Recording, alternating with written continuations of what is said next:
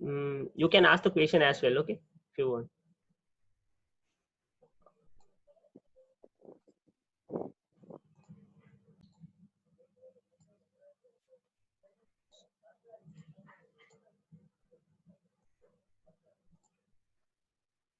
So can you see my screen? Yes, sir. Okay. Yes. So lecture number 4. So I will briefly explain about the last week what we discussed. So this is actual data with the fatigue strength, with the number of cycles. So this is belong to ideal specimen, fully reverse bending. So if it is reached to endurance limit, it will not fail. Okay. So even though we apply infinite number of cycle, it will not fail. So that's mean if you apply this is normalizing. So assume endurance that ultimate tensile strength 1000. So this value will be 3000, not 3000, 300. So 300 megapascal, with the 300 megapascal it will not fail. That's the meaning of that. Okay. If you apply 500 megapascal, again it will not fail. But if you apply 600 megapascal, it will fail with this number of cycle. So that is the meaning of this one. Okay.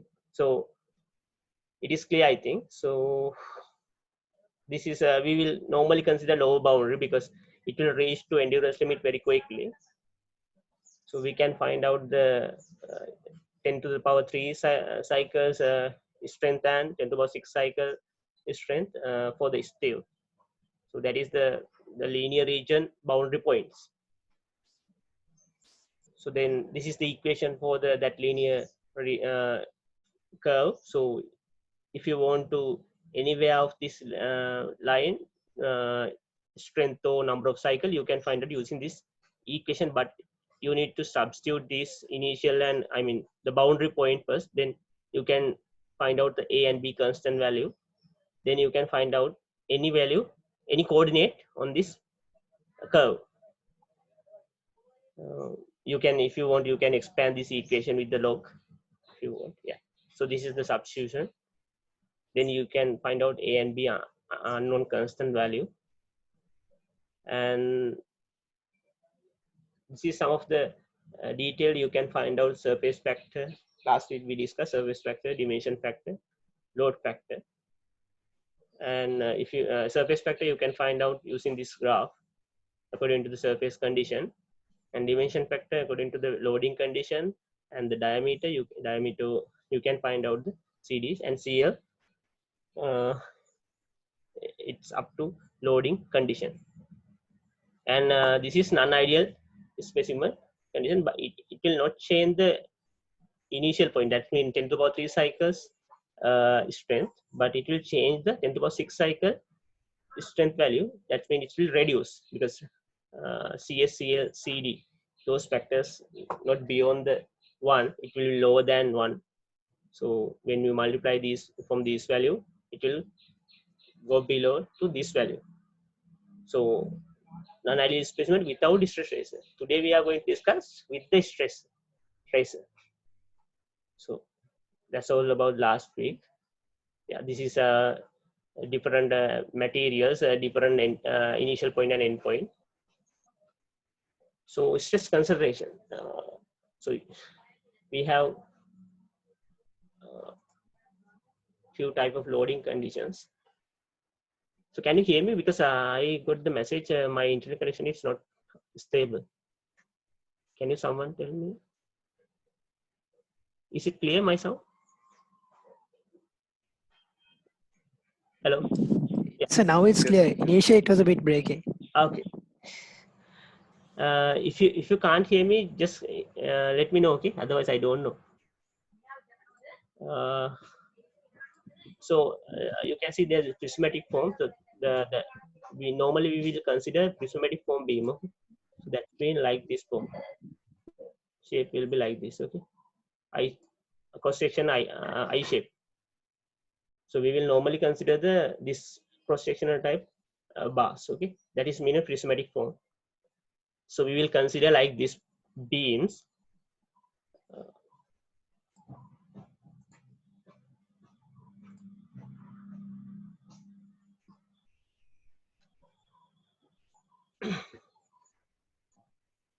So I hope you have idea about the force distribution or stress distributions line. Normally we can call stress profile.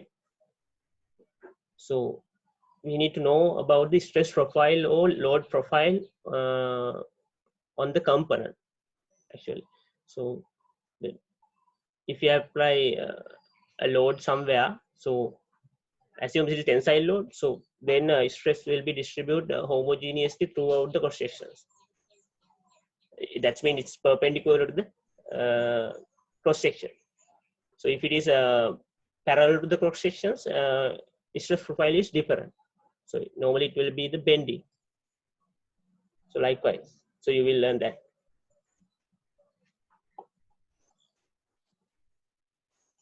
Yeah. In here, the prismatic form means there is a cross sections not vary with the length. Okay, it is constant. So if you change the cross section somewhere with the stress tracer, that's the thing happen. Okay, so I will draw some drawing here. So something like so this is even cross section. Assume this is horizontal line. So if we have like this reduction somewhere in the cross section, so this is the effective cross section for this region. So stress profile also will be distributed at this region like this. So there is a high stress concentration. So we call this is stress tracer because of this reduction. So this is the irregularities. Cross section will be irregularity around this area.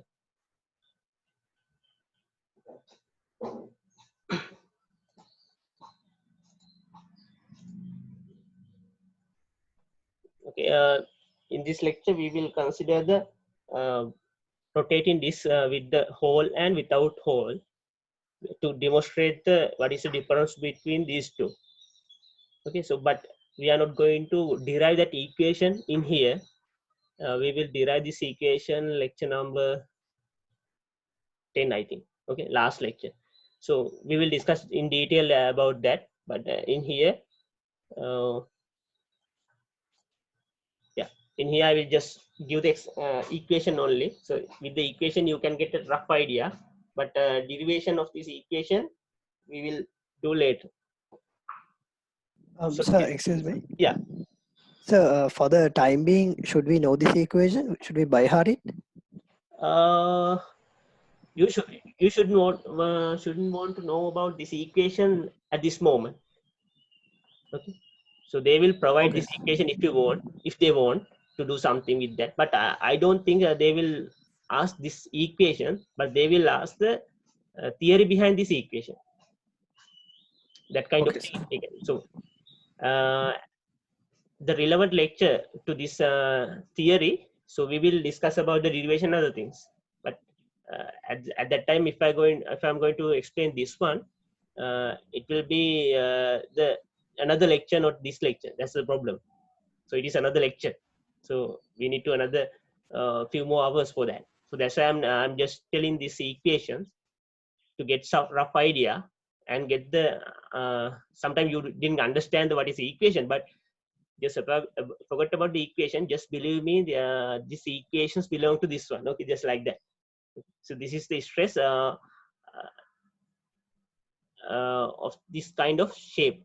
Okay, so rotating disc, when it's rotate, there is a radical I mean radial stress and transverse stress. Okay, so radial stress and transverse stress we can derive equations later. So this is transverse stress. T means transverse.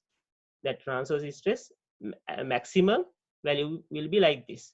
So R naught means this radius, and omega means rotating speed.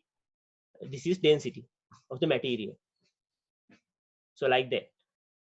So this equation we will derive later. You know this is what is this mean, position ratio. Okay, so you can see this equation there, and with this equation, what is the main difference in here? This is 2 times of the from this equation. Okay, so this is transverse stress maximum will be 2 times rather than solid protein disk. So even though if you introduce small hole in the slowly rotating disk, it will enhance stress concentration 2 times. So that maximum is stress will be 2 times. So that is the thing you need to get from here. Okay, so with this equation you can see in here 4, in here 8. That means if you multiply by 2 this one, this will be the equation.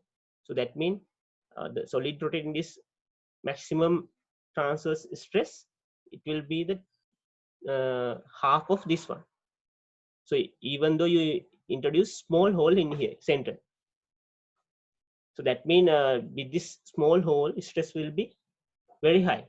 That's the meaning of that.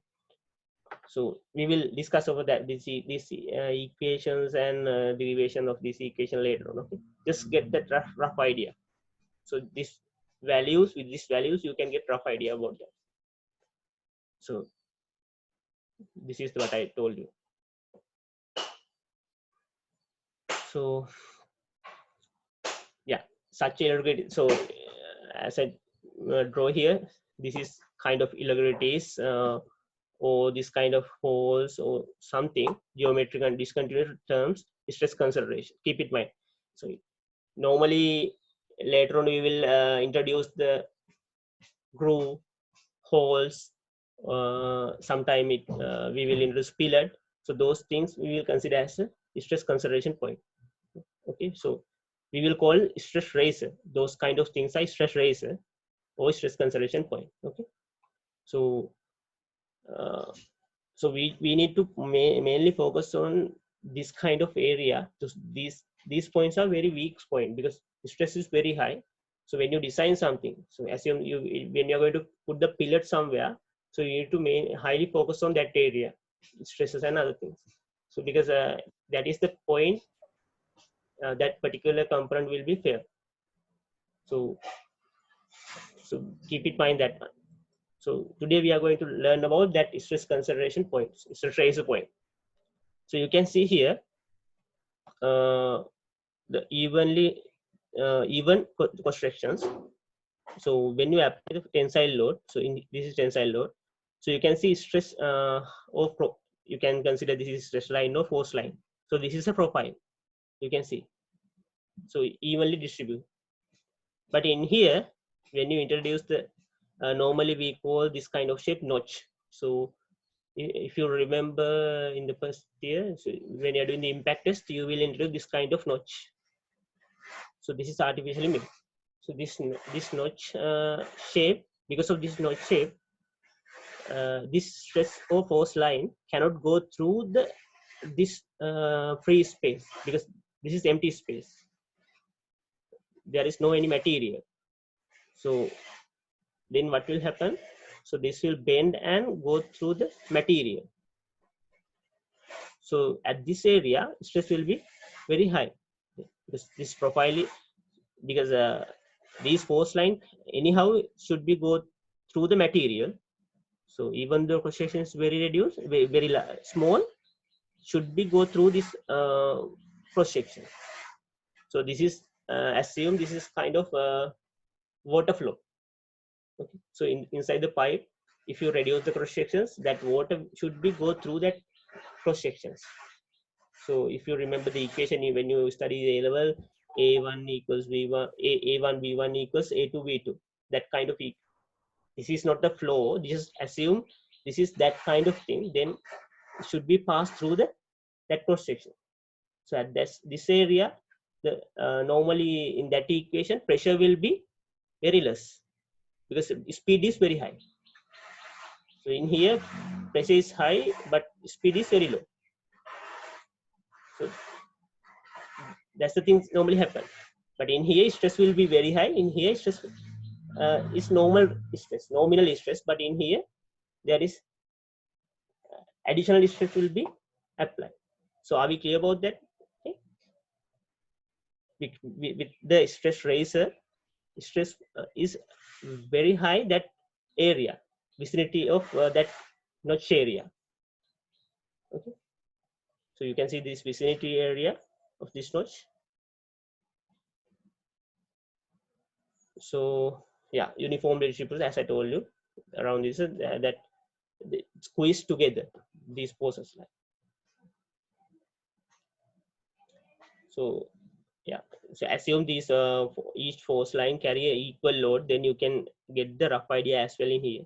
So each force line, if we carry 10 megapascal or 10 Newton, so in this area very high stress because cross-sectional area is reduced. So this is the kind of simulation. Okay. So you can see very dark, the dots are very close to each other, squeezed together. So same profile, but in here it will squeeze together and it will pass through this side, this notch. So this is another simulation you can see. So in this area stress around this value, but you can see in this notch tip, because notch tip this area, so that notch tip area stress is high. Okay.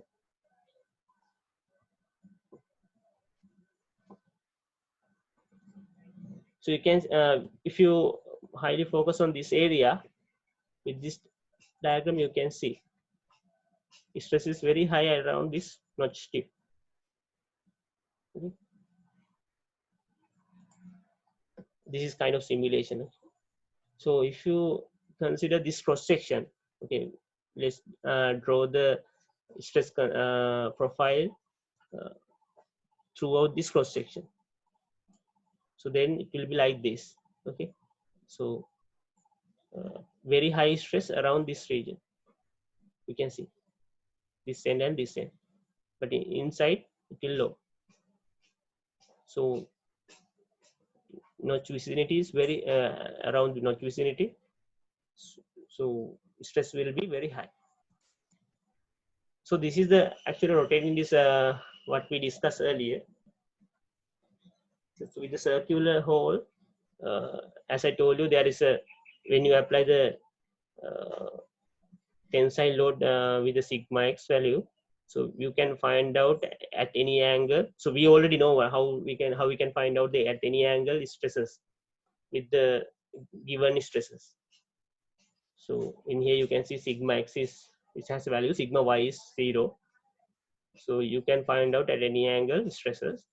But in here you will find out the stresses sigma r and sigma t.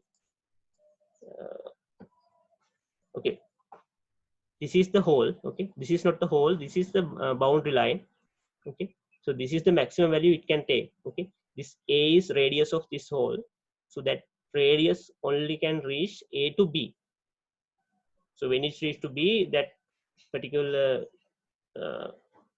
element will be break to two pieces, because you know a to b, the limit was r a to b.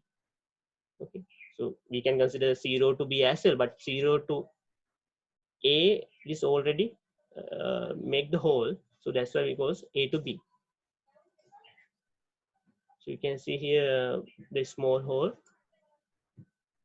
So when we apply this, hope you remember the Sven-Venant principle. So that Sven-Venant principle you can use to simulate this one. So this is the crack. Okay, you can see that crack in here. We will highlight. So this area, red region, is maximum stress. So they used to model this on Sven-Venant principle. So then you can see it's increase with the stress. So if you have a stress tracer in the plate, what happened? Let's see. So this is the what I told you, the radial stress.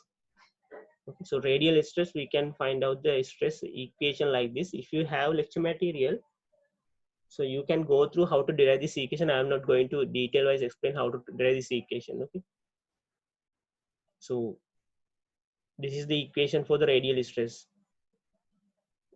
This is like when you find out the sigma x1, you have that average stress plus that cos 2 theta terms and sin 2 theta terms, like that. So it is also with the some terms of radius and that boundary lines, boundary points A and B, you can see. So theta, so at any angle, any point, you can find out the radial stress. Okay, because even though you apply tensile load in here, so with the hole, so when you increase the hole size, diameter of this hole or radius of this hole, so stress around this region, the surface of this crack, stress is very high. So if you increase this one, that radius also, when you increase the radius, that stress also will vary with the radius. But even though when you put the hole in here, without increasing the size, that stress up to some limit, that stress will be changed. Even though this area, these areas normally is locally stressed, but due to this hole, that stress will be effect to some up to some limit. So you can find out the stress variations of any point because of this, due to this hole, you can find out with this equation. Okay. So if you want to find out the stress somewhere here, radial stress, you can find it using this equation. If you know angle and you know the radius, you can easily find out using this equation. So this is the transverse. In here they mention as a theta. So transverse stress. So you can see sigma theta. So you can use this equation to find out the two perpendicular stresses. And if you want to find out the shear stress with the theta and r terms, this is the equation.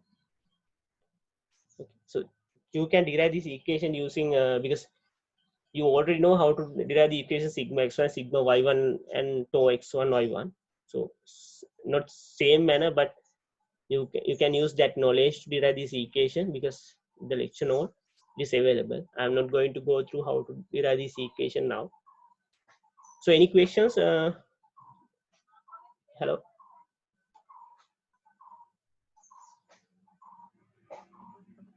Hello. No, sir. No. Then so when you go through this lecture material, did you get any point to clarify until this point? Anyone? So Praveen, not only he is the student, okay, other also has some problems. So when you go through the lecture material, the 13 lecture material, did you get any questions, any problem until this point? I hope you get the problem. What is this meaning? Okay, isn't it?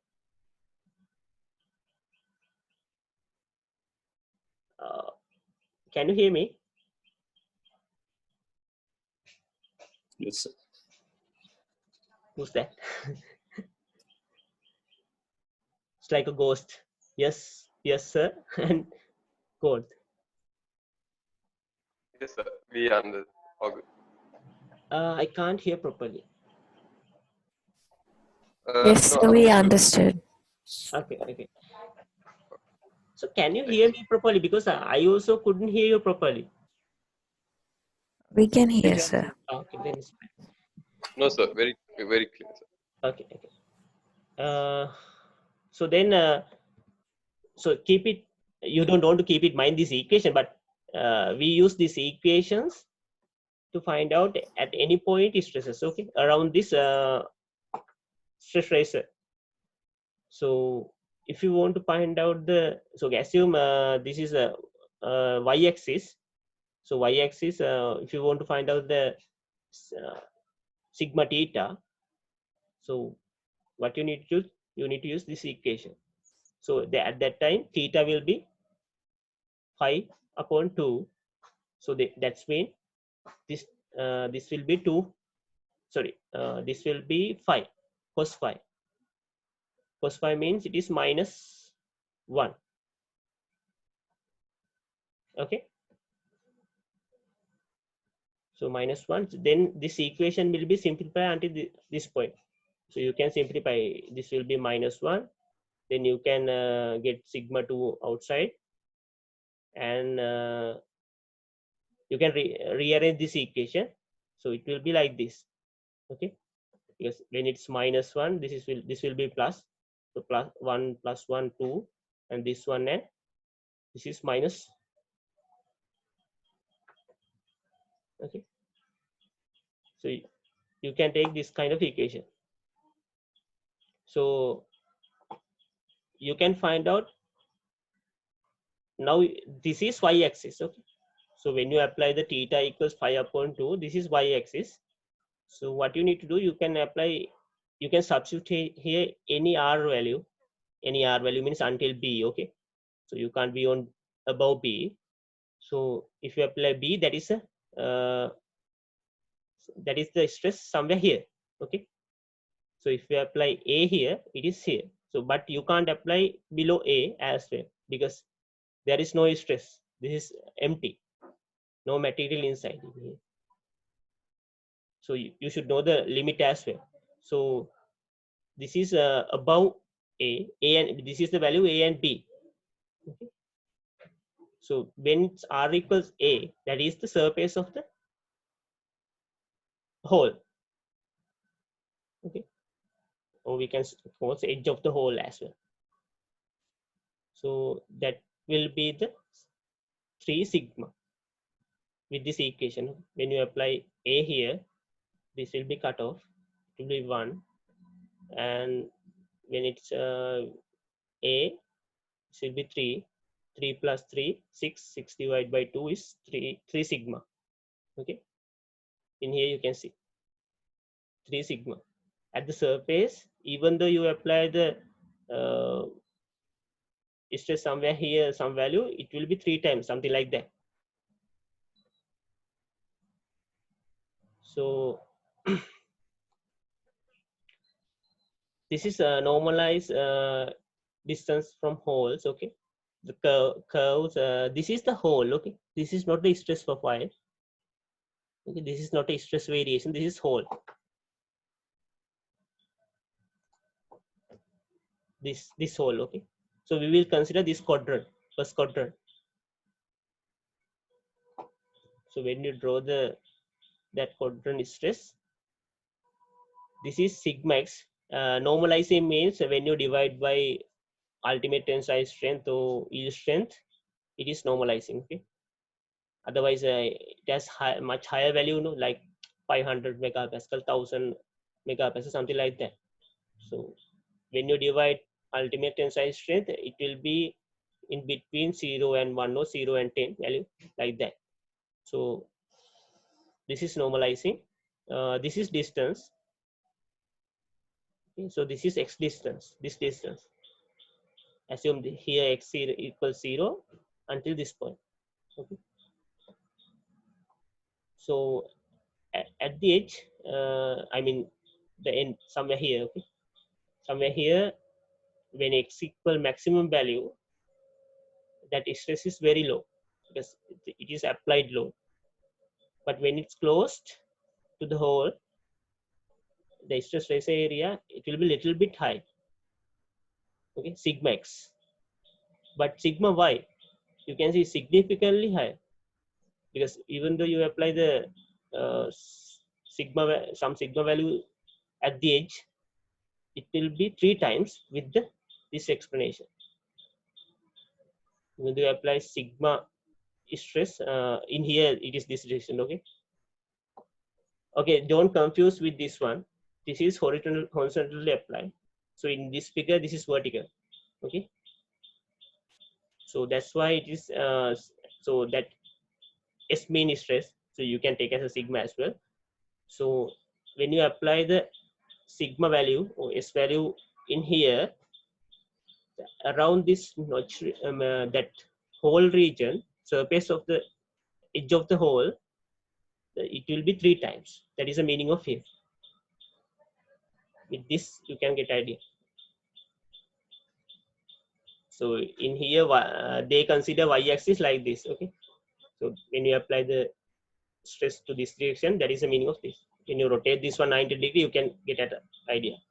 So you can see with this figure, you can get idea.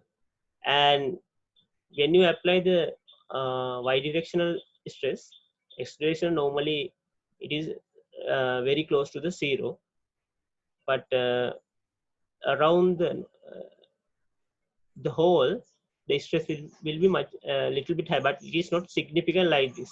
It's a little bit deviation. Okay. So normalize stress. Yeah. So this is what I told you. They consider these cross sections. So with this cross section, but they just only consider this part. Okay, this quadrant only, not throughout the cross section. So this is when you consider the parallel to the loading direction, normalized stress parallel to the loading direction. So this is the at the edge, you can see, and this is a edge of the hole. Okay. So this is the simulation results. You can see at the edge of this hole, stress is very high. So this is localized area.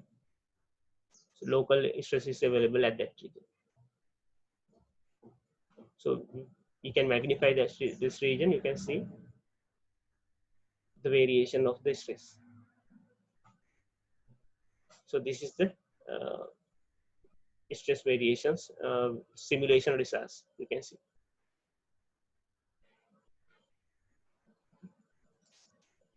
Now it's perpendicular to the loading directions. Perpendicular loading direction, the stress, this one. Okay, this is sigma x, this is sigma y, parallel one. So edge little edge of the hole, it's little deviation, not this much. So simulations, it will be like this. So magnifications will be like this. Okay, this is hole actually. So in this simulation, they consider here to here, okay, throughout the cross section. But in this figure, it's only available one quadrant. So this is the summary. So this is the parallel of the loading directions, stress variation. This is perpendicular to the cross section loading direction, stress variation, that is sigma y, sigma s. This is shear stress, and this is von Mises analysis. Hope you remember von Mises analysis. That one explain the maximum distortion strain theory.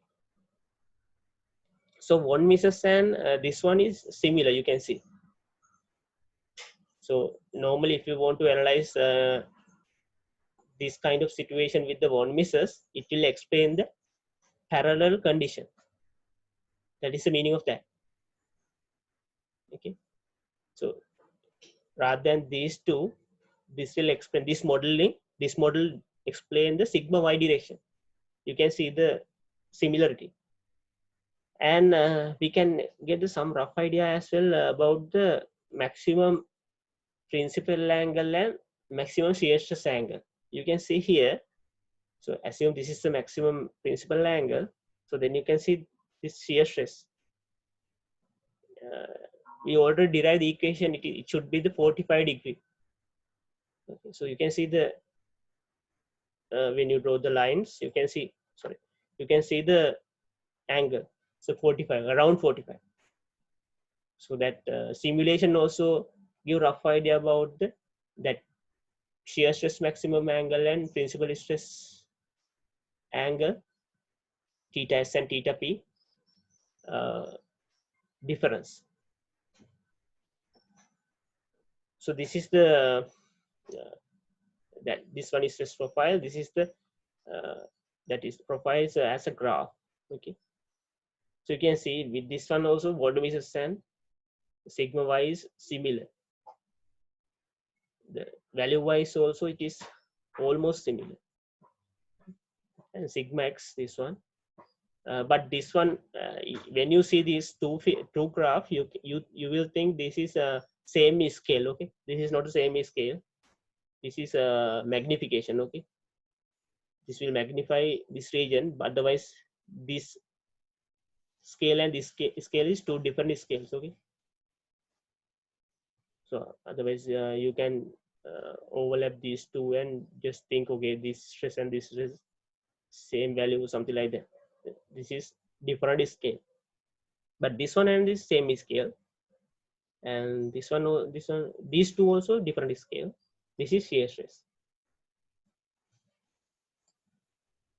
So stress we will, if you introduce some stress razor into the your element, so you need to introduce another factor, like if you change the surface condition, you need to introduce surface factor. If you change the loading condition, you will introduce loading factor.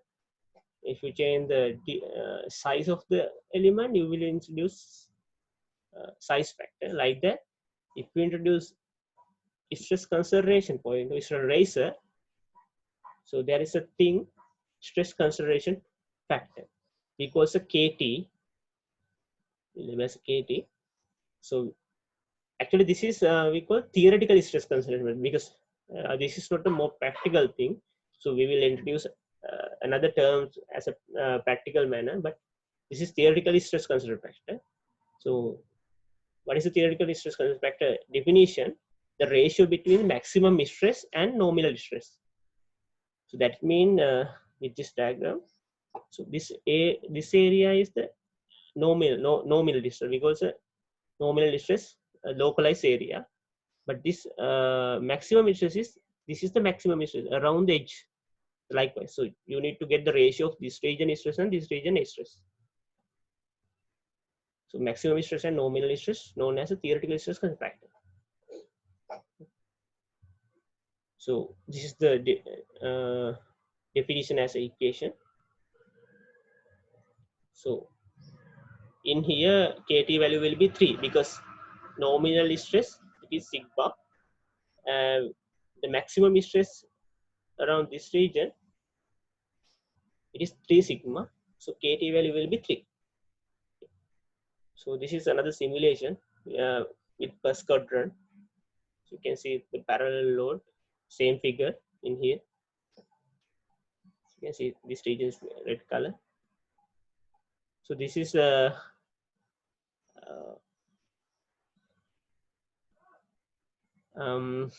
this is a stress with the different condition. Okay, this is volumetric, this is minimum stress, principal stress, this is maximum principal stress, this is the shear stress, this is the stress like a sigma y. This is like a we can get as a sigma x or tau xy. This is maximum principal stress, that is sigma 1. This is sigma 2. This is von Mises analysis. We can call sigma f. This is the equivalent stress no for that. So we can get the sigma f using these two, sigma 1 is squared plus sigma 2 is squared minus sigma 1 sigma 2, the old terms square root. So that is the sigma f. So this is the kind of simulation. You can see sigma y and sigma 1, that means maximum principal stress, and the von Mises theory, it is similar. This diagram also should be similar. Okay. Parallel to the loading directions, but perpendicular to the loading directions, you can see that is sigma x. This is minimum principal stress. This is sigma 2. This belongs to sigma 2. It is minimum stress, minimum nominal stress, and minimum principal stress as well. So this is what I explained already. So these two has a relationship. Okay. So when you rotate a 2 theta angle, that is, if it is 2 theta p, this is principal stress. So this is minimum stress, and this is one means analysis, as I told you. But there should be shear stress should be the 0. So for that, you need to introduce a sigma 1 and sigma 2. So this is another simulation with the pinhole. So you need to put the mesh and the stress profile you can see. Okay, until this point, do you have any questions?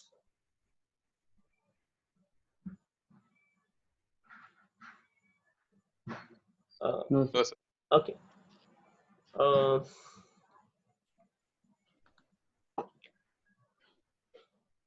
Stress concentrations also has a factors. So KT also depend on different factors. If you change the loading pattern, it will be changed. KT value. If it is a bending, it has a different stress concentration factor. If it is a axial load, like what we discussed earlier with the diagram, it is different condition. Torsional, it is different condition. So it is depending on the loading type. So you need to consider the appropriate loading type according to that questions. Okay, and the stress concentration factor must be applied to nominal stress. That means local. So you normally with the stress tracer, stress will be increased around that stress tracer area. So what you need to do, you need to multiply by that stress tracer factor, stress concentration factor from nominal stress. So KT times sigma nominal. So which take account reduction of surface area of the specimen due to stress tracer, hole or crack, whatever thing, reduction of cross-sectional area. So if the component will be subject to multiple loading conditions, then each load type should be multiplied by the respective stress concentration factor. So if you apply the torsional load, so you need to multiply the torsional load KT value with that torsional load, torsional stress or shear stress. Then if you apply the bending load, so you need to apply the KT for bending with the bending stress likewise. So you need to consider the different KT value for the different loading condition. For that there is a graph. So you need to use that graph. I will explain how to use that graph as well. And stress concentration factor assume that strength of the original component without stress tracer was constant throughout the component. So what does that mean? Stress concentration factor assume that strength of original component, that is without stress tracer, was constant throughout the component. So if there is a absence of stress tracer, so you don't want to consider about the KT value as KT values. If it is equal 1, that is meaning there is no any stress tracer. When you multiply by 1 something, same value you will get. So like that, so you need to consider KT value equals 1. This is a constant. Okay. Any questions? I heard some. So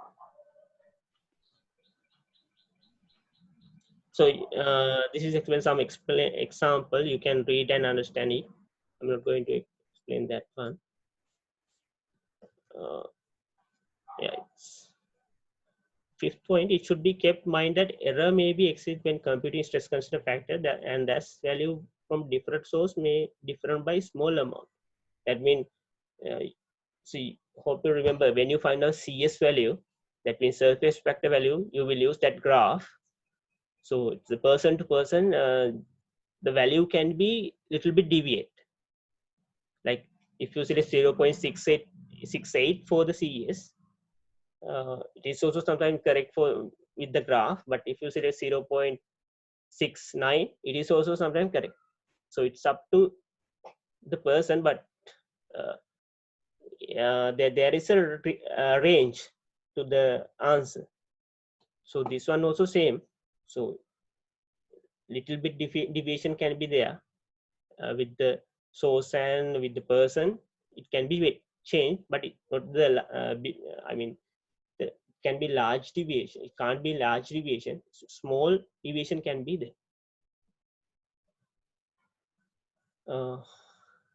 Yes, so you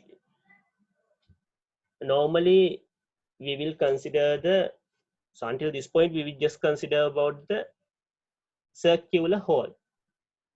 It is a symmetric shape of the stress tracer, but if it is not symmetric, so we should know how to deal with that kind of stress tracer. So that's why we will introduce the elliptical hole. That means it is not actually there is a two principal radius diameters, not a radius, two principal diameters.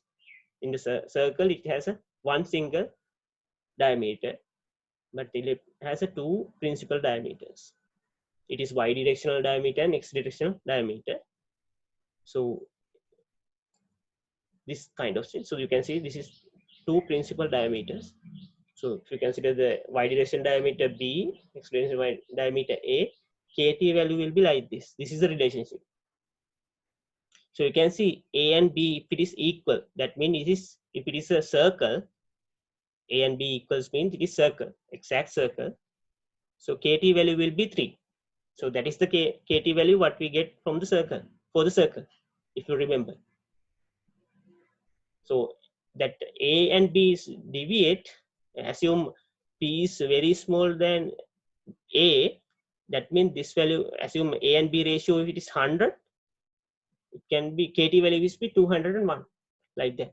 So that A is larger mean it will be like this. It is a perpendicular to the loading direction and like a small crack. So if you get the large B value and small A value, it is like a crack parallel to the loading direction. So then KT value is very low because the B is very large mean if it is 0.001, the KT value will be 1.00 something, like that. So likewise, you can get the different shape stress tracer KT values with this explanation, elliptical hole. So let's see the yeah. So AB ratio, if it is reached to 0, the KT will be also reached to 1. That means there is no any hole stress tracer. AB ratio, if it is reached to 0. So as I told you, so in here they consider the loading direction as y direction, but in here x direction. Okay. So this is parallel to the loading direction. Okay. So AB ratio, it will be 0.01. Okay. Loading directions in here you can see loading direction this one. Then loading direction, if it is parallel to the loading direction means like this. That means A is very small rather than B. Then ratio will be 0.01 or 0.001, something like that. So if it is very small ratio, so stress, it is not a stress raise actually. So it will not raise too much stress. It will be 1.0002, something like that. With this equation, you can get that. So when you multiply by this one 0.01, you will get 1.002 as a KT value. It is very close to the nominal stress. Okay, it is very close to nominal stress. So this is a simulation. You can see this is hole. Okay, this is hole. So you can see it's not too much change the way stress around the crack area. So if you magnify that area, you can see it's not too much deviate from the local area. But AB ratio, if it is infinite, reach to infinite, that means crack is perpendicular to the loading directions. KT value also will be infinite. That means A is very large. B is close to the zero, very close to zero. So if you divide by something by zero, it will be infinite. So something like this. So KT value will be very high. That means stress is very high.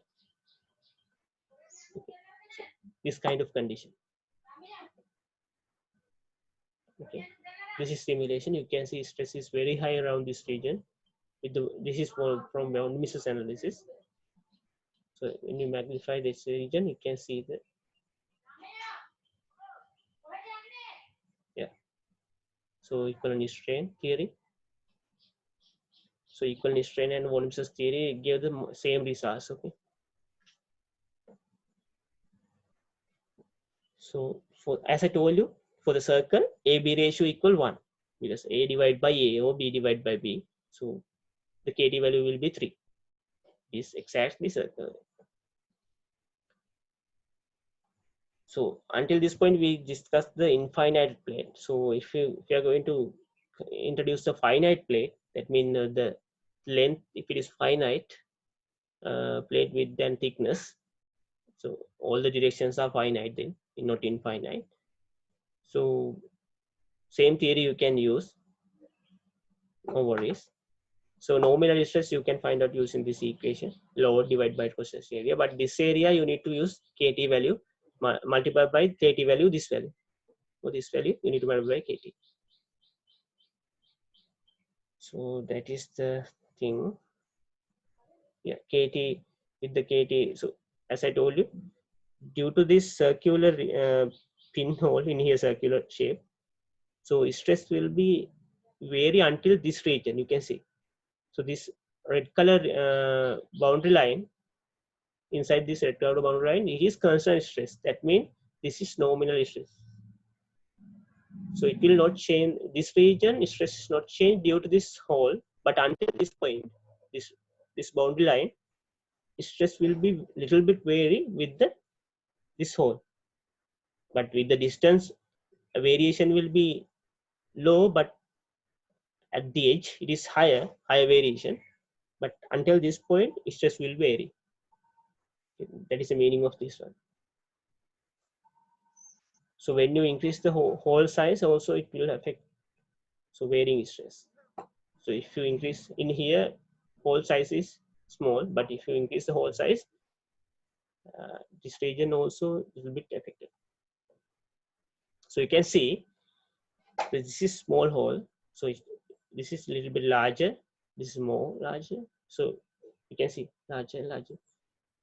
So what you need to keep in mind when you put the stress razor, it can be hole, it can be pillar, it can be groove, whatever. It has a critical value. Okay. So because even though it is very small, it will not it will not satisfy our requirement. But you can increase, but you can't increase more and more. It has a critical value. You can see in here, stress is very high rather than here. Okay. So with the circle size, stress is very high.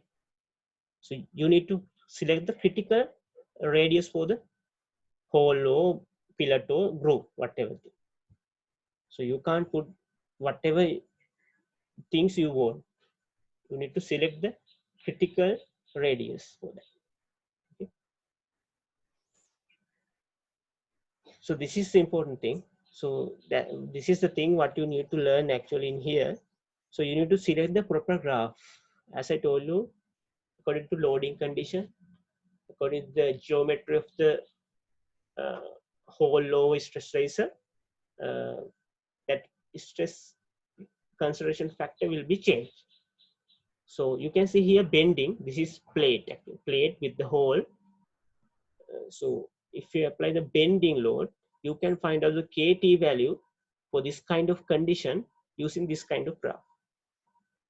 So first what you need to do, you need to find out the dB ratio. dB ratio means this whole diameter divided by plate width. So that first you need to find out that ratio. Then you need to find out the DH ratio to find out the correct curve. So DH means that again the hole diameter divided by thickness. So if you got the value 0.25, you need to consider this curve, and if you get the ratio for the dB ratio 0.1, you need to select this point and read the y coordinate. So that is the KT value. So you need to first identify the loading condition. Then you need to get the values for this DH or dB, those value, find out the correct curve, get the KT value. So that's how you need to find out the KT value. And if it is axial load, tensile axial load, you can see, I could tell you. So in here, if you don't want to keep in mind this equation, so this graph, in this graph, you can find out the nominal stress equation.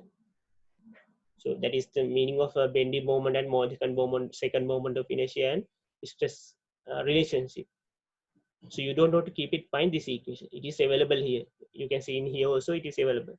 So if you want to find a nominal stress somewhere here, what you need to use this equation to find out the stress and find out the KT value. And when you multiply by KT, you can get the stress around this hole. So that's the way what you need to do. So don't want to be stressed to keep it mind these equations. Okay. So it is available at the graph. But you need to select the proper graph. Otherwise, you are in trouble. You select the wrong graph, you will use the wrong equation as well. So if it is axial load, you don't have too much curves, only one curve. So what you need to do, you need to find out the ratio between the diameter and the width, and directly you can get the, even though thickness vary, for the axial load, thickness is not affected. That's the meaning of that. So if it is MCQ, if they ask which factor is affect to the KT value of the axial load, find out the which factor is not affected. Okay, like that. So thickness is not affected. You can see in here thickness is affected. Thickness is affected. So that kind of MCQ can be at the exam. It can be in the mid exam or it can be the final exam. I don't know. It can be a MCQ or whatever questions, but this is key point. You can see. So thickness is not affected for axial load. So you can find the KT form this kind of graph if it is loading condition like this. Okay, this is pillar. You can see. This is pillar. With the pillar, cross-sectional area will be changed. So this is cross-section. If you're going to this side, cross-sectional is reduced. But if you put the sharp edge, it is high stress constraints. What you need to do, you need to put the pillar to distribute the cross-section smoothly. So at that kind of condition, if it is bending condition, loading condition, if it is bending, and if it is a pillar, you need to use this graph and find out the RH ratio. That means R means that pillar radius divided by this smaller region height, or we can width or whatever, RH, and get this coordinate and use the select the correct curve using capital H divided by simple H. That means that true cross-sectional height ratio. So you don't want to keep in mind this ratio. You need to find out something, because with this figure you can easily find out what you need to do. Okay, H divided by H. Okay, that is H. This is H, like this. So you need to get this ratio like that. So then if you know the correct curve and export it, you can find out the y coordinate, that is KT. So if you want to find out the axial load, tensile load condition, again in here axial load is affected. Okay, for the whole it will not affect, but the pillar axial load is thickness also affect. So you need to find out the RH ratio. So same thing, find out, but different curves. Okay, not these values. even though RH ratio and that capitalized simplest ratio is same values, you will get a different KT value for different loading condition. And if it is a groove, this is groove, you can see the cross-sectional reduction. Stress ratio is, yeah, this kind of notch. So you need to find the RH ratio like here, but in here RH means that pillar groove radius and this cross-sectional reduction area height, and this capital S simple S ratio and KT value for the bending condition. The axial condition same way, but you will get this different KT with this graph. So this is the comparison between the this is hole throughout the cross section. You can see this surface to this surface hole. When you put the hole, there is axial load, torsion, and bending moment. All these component available. So axial load variation is like this: nominal stress, and bending load, nominal stress for the bending, it will be like this. This is the comparison between the axial load and bending load and torsion. Okay, torsion it will be like this with the dB ratio. So then you can find out the KT value. Okay.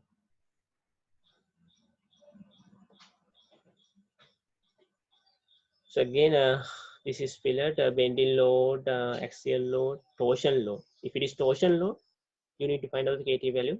You could do that manner. So if it is groove, if it is bending, axial, torsion, you can find out that one.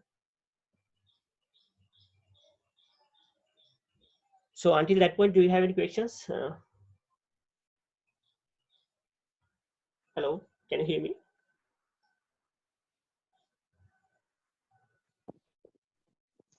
Hello. No questions, sir. Okay.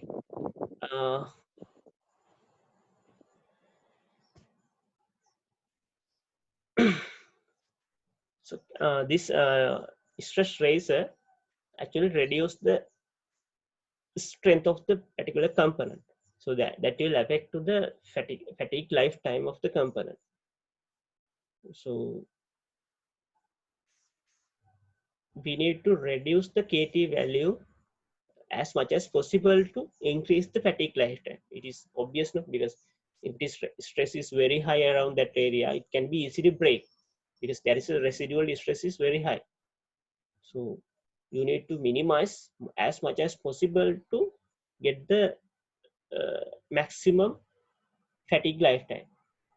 So that is when you design something, you need to focus on that. Even though you have final year research, if you design some component or structure, so you need to minimize the KT value. So normally what you are going to do, you need to simulate first before make the prototype. So during the simulation, you can optimize the KT value, put in some fillet or something like that, and minimize the stress around the stress area with the KT reduce of KT value. So then you can get the optimum results. So when you introduce KT value to the strength or stress, it is two different things. So KT value reduce the strength, fatigue strength, and KT, even though KT value increase the stress. Okay, keep it in mind.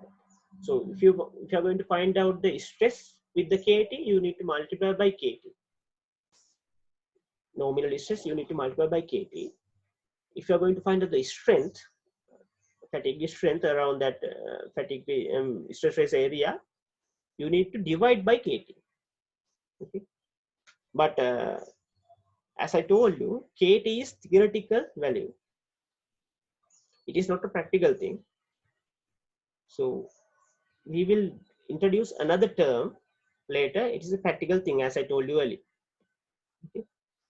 So this is simply explanations. So as I told you earlier, this region, in this region, this material is not effective because of this stress tracer, this notch, due to this notch or groove or pillar, this material is not effective. So, due to this sudden variation, until this point there is no any variation, but there is sudden variation.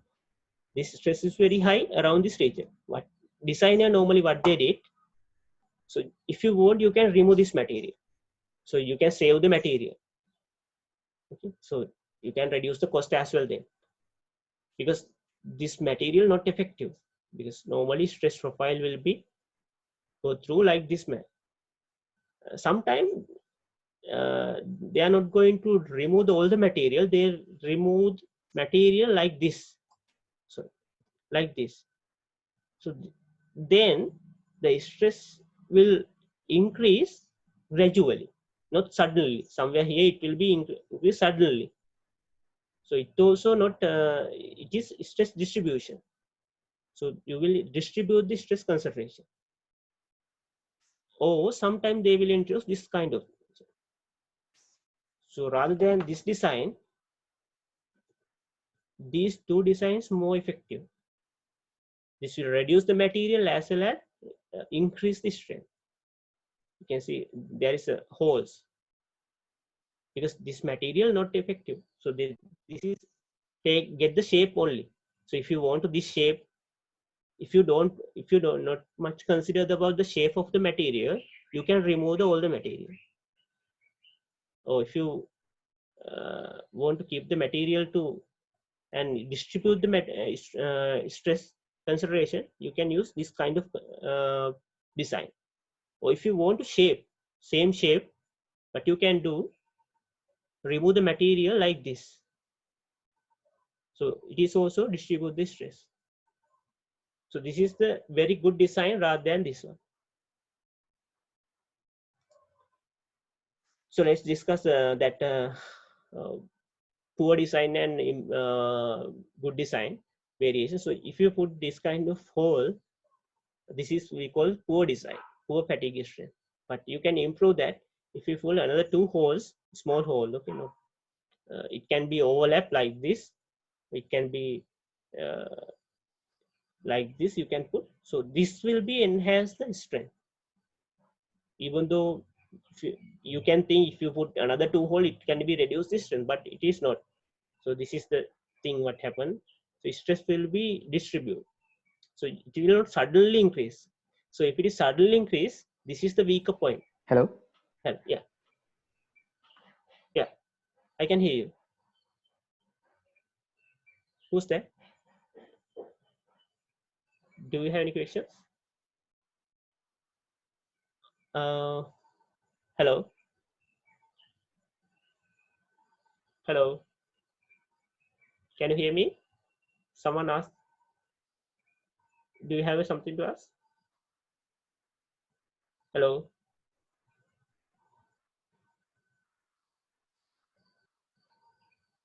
Can't you hear me? Now can, sir. Okay. So until which point you got my sound? Can you hear me now? Hello. Yes, sir. Yes, sir. Yes, sir. Can hear. Okay. So until this point you got it, no? Yeah. Okay. So this is a poor design. This is improve the strength. Okay. And this is the sharp edges you can see. So you can put the pillar like this and improve the strength. So you know that one. In here you can see this is keyway. Okay, this is, you can see this is sharp edges. So you can improve that using this kind of pillar. Okay. So with this construction you can easily get what I am explaining. This is sharp edge. So put the fillet radius pillar. So it will enhance the strength.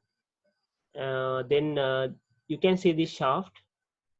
This is connect to the wheel, but this is sudden variation of the cross stress distribution. So if you introduce this kind of design or this kind of design, it is very very good for the design. So you can see this is not sudden change. You can see there's sudden change, but in here, increase the shaft cross section, or what you can do, the wheel or that gear, it not suddenly connect to the shaft. It will be connect to the shaft with the gradually, like that. So this is enhance the. This is kind of we can pillar. This is kind of we can put the rather than shaft pillar, can put the, that is smooth fillet, so it will enhance the strength. So another keyway you can see, it is also pillar. So you can improve the strength with the so this kind of cross-sectional variations. Again, this region is stress razor region. So with the pillar, that KT value will be reduced. That's the thing happen. So you can use any kind of design to enhance the strength. So this is a hole throughout the cross sections. So what you can do, increase the cross section around that whole area, so it will enhance the strength. Or you can put the two grooves around that hole, then it will also reduce the high stress concentration. So same thing, even though you are going to put the one groove, you can put the multiple groove around the one groove, so then it will relieve the stresses. Yes, until this point we discussed theoretical stress concentration factor. As I told you, we can't apply directly this KT value for finding the stressors. So stressors, so strength. So we need to get the practical thing. So we call that one fatigue stress concentration factor. So we call it a KF. KF depend on the KT as well. So this is the practical stress concentration factor, fatigue stress concentration factor, KF. Okay. So the reduction of fatigue limit due to stress tracer is less than that predicted by KT. So that's mean with the KT, as I told you, that's why it's called theoretical one. With the KT value, we can divide the strength by KT and get the strength around that stress tracer area. But even though you get the strength around that stress tracer, that value also, that is predicted value, but it is also higher than the actual value. So that is not, then theoretical value not given the exactly actual value. So that's why they introduced the KF. So it is due to the it is depend on the material property as well. I mean the grain size and other things. So they introduce that factor also into the fatigue stress concentration factor. Then that will be eliminated. So this is the fatigue stress concentration factor definition. Kf equals endurance limit for notch sample and ratio between endurance limit unnotched sample and endurance limit for notched sample. This is without stress tracer. This is with the stress tracer. So that endurance limit KT value, so endurance limit values, that mean fatigue strength for unknown sample and notched sample ratio is the K. So this is a definition. So So I hope this is for the steel unnotched sample. It is 10 to the power 6 at this 10 to the power 6 cycle. It will be 0.5 SU. So you need to get the notch sample endurance limits. That ratio is a KF. So let's see relationship between K, as I told you, KF and KT. There is a relationship. You can read this thing. There is a KF and KT has a relationship like this. Okay. So there is another, as I told, material property also incorporated to this one. So this is called Q, material property with the that stress ratio geometry. So notch sensitivity factor. It is called notch sensitivity factor. It is called Q. Q equals Kf minus 1 divided by Kt minus 1. So Q can be 0 to 1. So you can rearrange this equation. This is the equation of the Kf. So this is the relationship between Kf and Kt. So there is another term Q. So they will provide another graph for the Q. You need to find out the Q with the, that particular properties. So let's discuss that one. Okay, and another thing. So this is not the finalized equation. So surface condition also, if you have rough surface, like wavy surface, I will draw here. So like this surface. So this is also kind of, if you magnify the cross surface area, you can see the wavy kind of shape rather than the flat surface. So that's why in the Murray test, if you remember, we get the mirror polish surface. So it is a flat surface. So if you have wavy shape, rough surface, it is also act as a stress razor region. So this is belong to surface condition. So we will introduce the surface condition, surface factor to this equation. Then this is the finalized equation.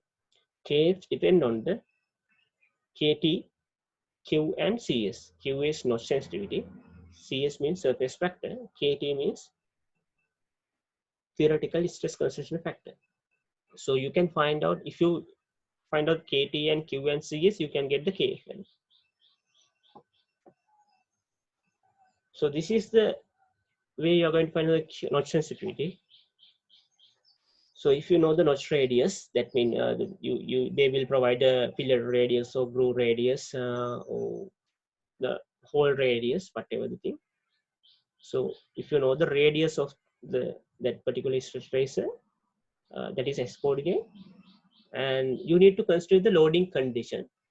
If it is bending or axial load, you need to consider this value. So bending or axial loading condition, you need to get the SU value, that is ultimate tensile strength value. Ultimate tensile strength value, you know how to find out. If they provide BHN value, you can find out the ultimate tensile strength value. If they provide another table, you can get from that table as well. So this is again for the steel. Okay. So if you get the aluminum, they will provide another table, graph like this. And if it is bending or axial load, you need to get the ultimate tensile strength.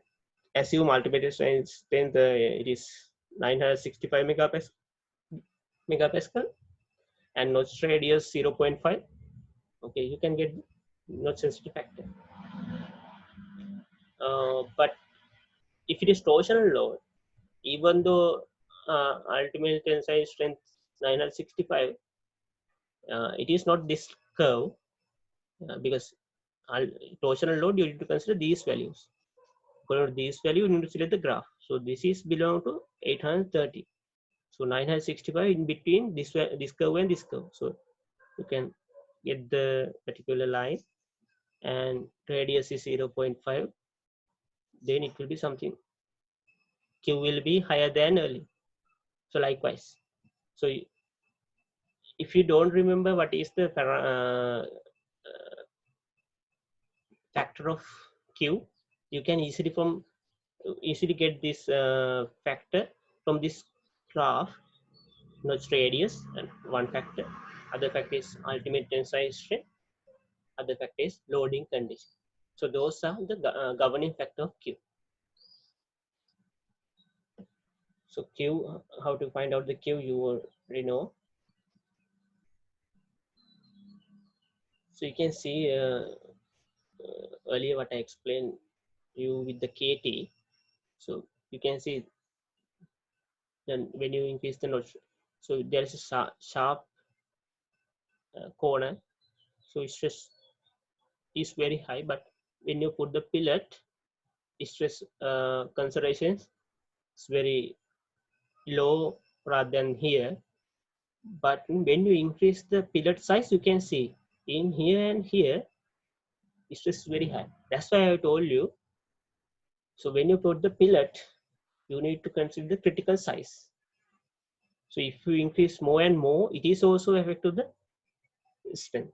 So it will raise stress more and more, you can see. So you need to consider the notch radius very critically. And this is the KF, that means fatigue stress concentration factor, affecting factor. So KT and CS and Q. KT will depend on the specimen geometry and loading time. So you know that specimen geometry and that stress razor geometry and loading time.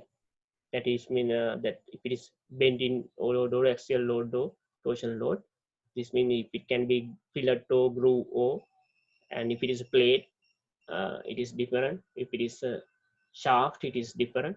So specimen geometry and loading type and surface factor, it will be depend on strength and surface finish. That means ultimate tensile strength or yield strength, surface finish. This is we discussed already last time. And Q, I told you, you can, if you don't remember what are the parameters, you can easily find out using that graph. Notch radius, loading time, and ultimate tensile strength. We can call it generally strength. So those are the governing factor of KF. But we discuss about the KF for the 10 to the power 6 cycle. So we know ideal specimen KT value, endurance limit, you can get from this equation. Non-ideal specimen endurance limit, you can get from this equation. Non-ideal specimen, I told you, you need to divide by KF or KT. Normally KT is not practical thing, so that's why we use KF. So strength will be reduced more and more with the KF.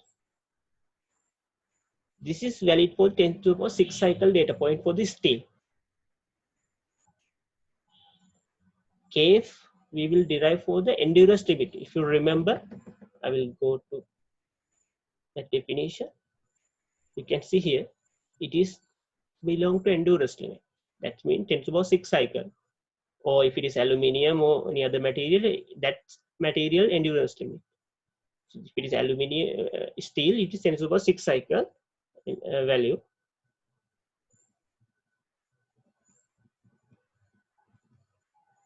When to about 3 cycle, it is different. So you can't use same KF value. Let's see. So this is the ideal specimen strength at the 10 to the power 3 cycle. This is not going to change even though if it is 9 ideal specimen, because surface factor, loading factor, and size factor is not affect to the 10 to the power 3 cycle point. But non-ideal specimen, we don't know. So we should have idea about that then. Yeah. There is a relationship between KF and KF prime. That means 10 to the power 3 cycle data point, you need to get the modification of fatigue stress concentration factor. So that modifications we will get from this curve. So if you know the ultimate tensile strength, this is for aluminium, this is for steel, ultimate tensile strength, if you know, you can get this ratio for 10 to the power 3 cycle. So KF prime minus 1 divided by KF minus 1. If you know ultimate tensile strength, draw the line and get the y coordinate. that is the ratio of these two, because normally you will find out the kf for the 10 to the power 6 cycle. So if you know kf, you can find out the kf prime. So that's the way you are going to find out the kf prime. This is the relationship. This graph will be provided at the exam. So you can find out the kf prime for the 10 to the power 3 cycle. So if you know the kf prime, so you need to divide by kf prime. This value you need to divide by kf prime for the non-ideal specimen with stress ratio. So let's review all those things what we discussed. So this is ideal specimen without ideal specimen without stress ratio, definitely. This is non-ideal specimen without stress ratio. This is now non-ideal specimen with stress ratio. You can see in 10 to the power 3 cycle data point also goes down because of kf prime. Fatigue stress. Excuse me, sir. Yes. So, what is the meaning of Sn prime, Sn dash? Sn dash means endurance limit. So, Sn also endurance limit. Okay, that's a good point. Sn dash normally we call this point only. That means non-ideal is ideal specimen only. Later on we will call it Sn, because when it's reduced we call it Sn. Sn. This is Sn dash. Sn prime equals 0.5 S3. But if it is furthermore reduced, we call Sn equals CL, CS, CD, Sn dash. Are we clear? Okay, sir. So Okay, normally we call it endurance limits for the ideal specimen. okay, okay, Endurance limit label as Sn dash for the ideal specimen. If it is non-ideal specimen, it is Sn. Normally Sn means S 10 to the power 6 cycle for this state. Okay. Sn prime notation we will use for the ideal specimen. okay, okay, Is sir. it clear? Okay, sir. Okay. So that's all about the stress consideration factor and fatigue stress consideration factor. So do you have any question? You can ask.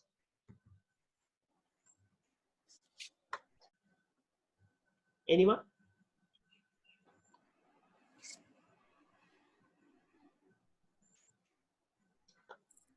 I can't see you now. That's why I'm asking. If you have any question, you can raise your voice. Okay. Otherwise, I don't know. So, Yeah. so for the Sn, it's Yeah. mean endurance limit, no? So the Sn for notch sample, it mean it has a high endurance limit. Can you repeat that question? I couldn't get it. There's a Sn for notch sample. It mean it has a high endurance limit with compared to the unnotched sample. No. Notch sample endurance limit it is low. You can see here. Can you see my screen? Yeah. Notch sample endurance limit somewhere here. That unnotched sample endurance limit somewhere here. Okay. So you can get okay when you divide this one from this one, you will get the kf, isn't it? Yes. Yeah. Any other questions?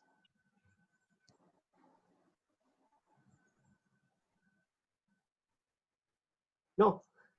Okay. Did you try the tutorial with related to this lecture? I think tutorial number 3. No, sir, not yet. Not yet. Oh my god. So not I enough. didn't. Yeah. I didn't. I don't know about the others. Sorry. I couldn't, sir, but I don't know about the others. Who's this? Akram? Akila. Akila. Okay. Others? Did you try out the tutorial number 3? So my opinion, you need to do the questions. Otherwise, not enough to follow the lectures. I mean, even though this like I'm conducting this one and you follow the iLecture, but it is also not enough to paste to the exam. So please go through the lecture material and try out the questions, otherwise you are in trouble. So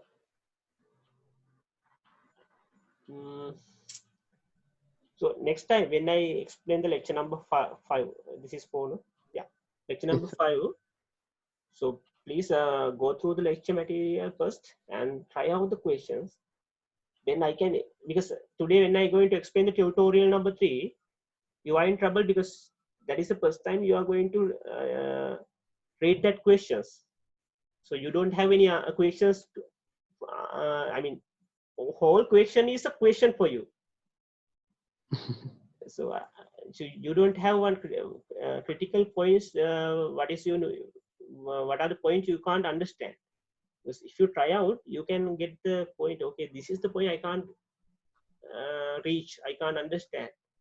Likewise, then you can question that point from me and clarify it. Okay, this is the way how we can deal with this kind of questions or something like that. So that's not good for the just listen the questions and get the ideas. Okay, so you need to try. This is not a blaming to you. It's up to you. You will suffer at the exam later if you don't try the questions before me. Okay, you have all the questions and answers and lecture material, video lectures, all the things you have. So just try questions and let's discuss next time. But I will discuss tutorial number 3 today because no time otherwise cover all the lectures. But next time you need to do the questions, and if you have the question some points, I will discuss that point only. Okay, I'm not going to go through the all the tutorial. That's not, I mean, effective, I think. Just time wasting, and you also just listen. You think, okay, I can do that one. When you hear something, you can think, okay, I can do that. That is very easy, something like that. But when you do it yourself, so you will see what are the difficulties you will face, isn't it? So when I discuss the tutorial, so if you have any question, you can raise your voice and ask that questions. Don't wait until last point. Okay. So can I discuss? So can everyone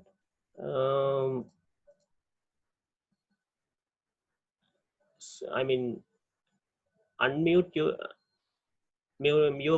voice, I mean mic or something, because otherwise you will ask question. I don't know you are going to ask question or something like that. So unmute your mic. Okay, question number 1 in the tutorial. So I will read the question. The shaft shown in figure 2 contain 2 fillet and 1 groove. You can see the 2 fillet here. This is 1 groove. So Sir, can you share the screen? I didn't share. Okay.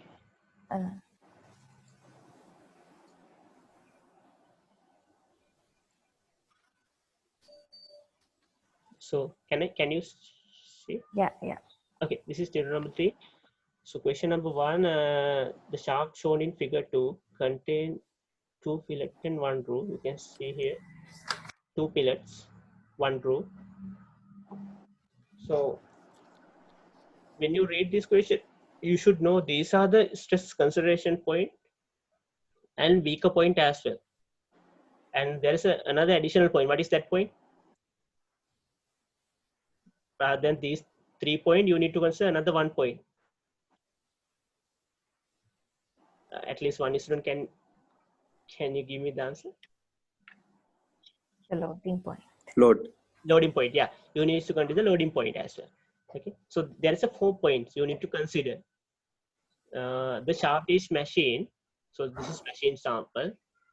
So this is very important when you're going to find out CS. machine from alloy steel heat treated to 320 bhn and rotates at 3000 rpm, while the imposed loads remain static.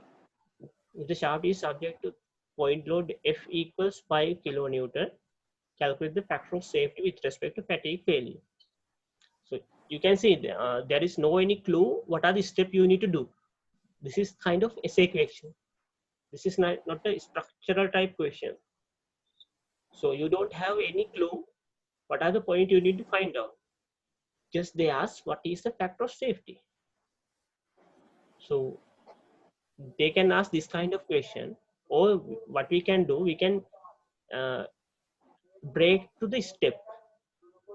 It is a structural type. Okay. So all the dimensions they provide. So I'm not going to read that one. So first thing you need to find out this kind of question. You need to find out CS, surface factor, load factor, and the size factor, and then notch sensitivity. So at the pillar 10 group, there is a notch sensitivity Q value. Then you need to find out the KT and KF. If you want to find out the equation of that linear portion, you need to find out 10 to the power 3 strength. For that, you need to find out the KF prime. So that kind of idea you should have. Okay, those things you need to find out. You can see. So hereafter, I'm not going to explain how to find out the CS, CD, CL, KT, KF. Today only I'm going to explain that one. Okay. Do we have any questions? I heard some voice. Yeah. Hello. I heard some voice. I don't know. Okay. So they will normally provide this table.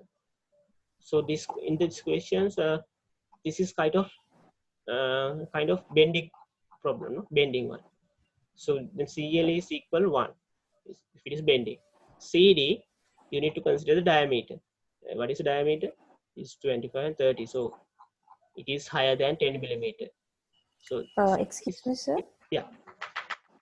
Sir, when consider the diameter, which diameter should be considered? Lower diameter you can consider. Okay. So it is, even though it's a 25, it's a low one 25, it is higher than 10 millimeter. No, it doesn't matter then.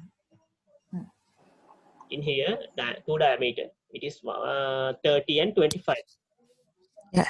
So 25, even though it is a minimum one, it is also higher than 10 millimeter. No point to think about 30 millimeter there. Okay. So CD equals 0.9. Are we clear? Yeah. Okay. So then BHM value, it is 320 BHM. Yeah. So another opinion. So I'm going to always scroll up and down because I don't remember these values. So when you answer this kind of question, please write down all the parameters. Then you don't want to read again and again this question. Okay. Then BHN, if it is less than 350, you can use this equation. Hope you remember this equation. So then you can find out the ultimate tensile strength using BHN value. Is 1104 megapascal. So use this graph, they will provide it. Then if it is machine sample, this is the curve. So draw the line and find out surface factor 0.68. So these steps is very similar for all the questions. Okay. But so normally we will DC the machine sample. I don't know at the exam they will provide hot roll sample. Okay. So you need to focus on it. Okay. In here. So you will do the question for the machine sample at the exam as well. Because we always do in the machine sample. That's right. So they will change the surface condition at the exam. So you need to consider it. Okay. It is hot roll.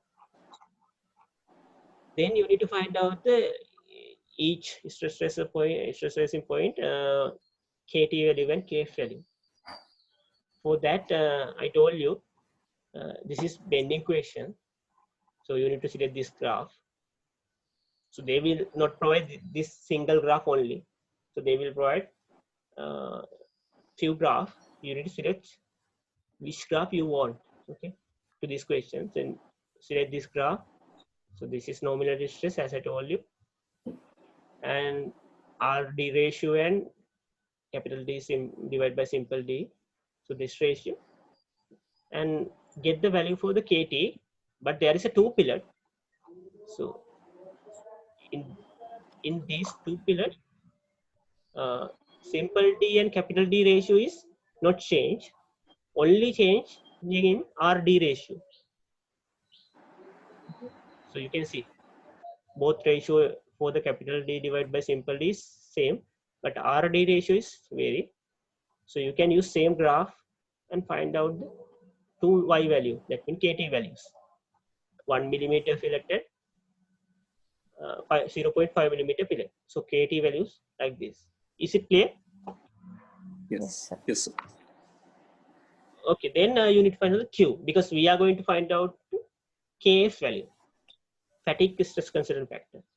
So we know now KT, we should know Q, we already know CS, then we can find out the KF.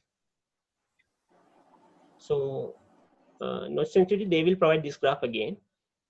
So you know ultimate tensile strength, it is 1104. So it is bending coefficient.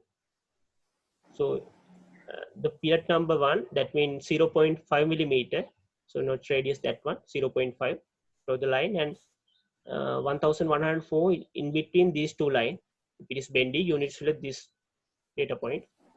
So draw the line like a virtual line. I mean the reasonable line. Okay. So then get the value for the Q, and 1 millimeter fillet. Again draw the line, same curve for the ultimate tensile strength, and get the Q value, two Q values here, and then KF for the two pillar.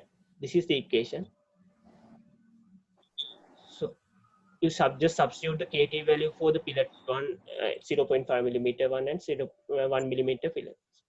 So KT value, relevant KT value and relevant Q value, CS value for both equal. So then KF value you will get. Now what you need to do, you need to find out the endurance limit with the stress razor. So this is the equation. Just substitute for the both pillar relevant value. So both pillar, these values same, only change in KF. You can see. So then you will get the endurance limit for the, I mean, new strength. New endurance strength, so you can get the both pillar. So if you need to find out the endurance limit at the groove as well. Okay, so then in here they are find out the reactions, because we need to find out the this maximal loading point, stress and other things. So we need to find out the reaction. So I'm not going to explain this one. So because we already discussed this kind of question, how we can solve. So you need to find out the force equilibrium and bending moment equilibrium, and get the force value, okay, relevant value at the because we need, when you are going to find out the bending moment, we need to know these values. That's why. And this is nominal stress equation. I told you, if you don't remember that equation, you can use this graph and see whether available this one. Definitely it will be here. Okay, relevant equation. So then you can substitute that equation. This is a bending moment at this point. It is 0.1. Okay, 0.5 millimeter diameter fillet. So just if it is a maximum point, maximum I mean failure point, can be happen. So I will draw here, otherwise it will not.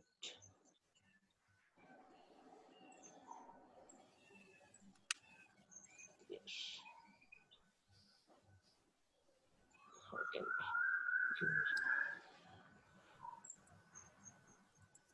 Okay,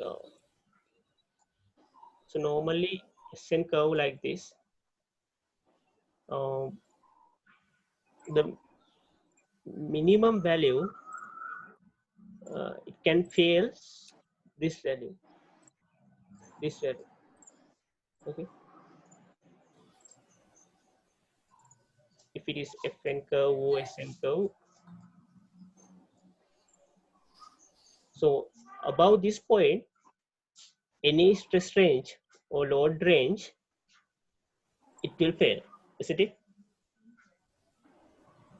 Below this value, below this stress, even though you apply the any stresses, it is below this endurance limit, it will not fail.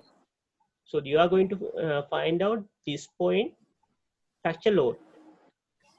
Okay, so that's why they introduce FF here. Okay, fracture load. This F mean fracture. So if you have, this is the minimum load you can apply to break. So if you apply more than that value, definitely it will fail.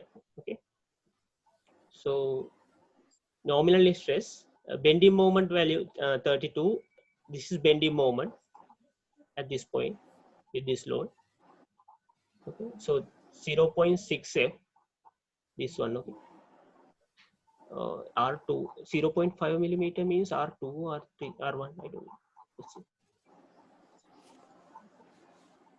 0 R2, sorry, somewhere here. Okay,